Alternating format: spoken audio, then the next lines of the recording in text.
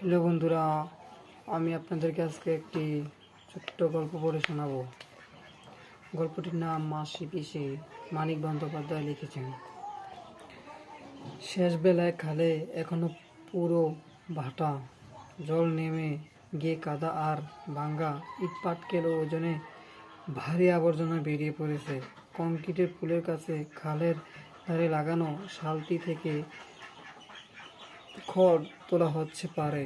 পাশাপাশি জোড়া লাগানো দুই বড় শালটি বোঝাই আটি বাঁধা খড়।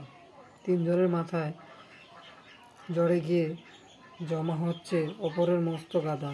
ওঠানমার পথে ওরা খড় ফেলে নিচ্ছে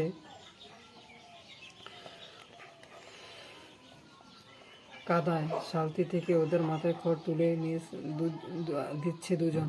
একজনের বয়স হচ্ছে হাত পাকা চুল, রোগা শরীর। অন্যজন মাঝবয়সী বেটে, জন মাথায় ঠাসা কদ মশাটা রুক্ষ চুল। পুলের তলা দিয়ে বাটার টান ঠেলে এগিয়ে এলো সুর লম্বা আরেকটা শালটি। 2 হাত চওড়া হয়নি না হয়। 2 মাথায় দাঁড়িয়ে দুজন প্রৌঢ়া বিধবা লোকে ঠেলছে।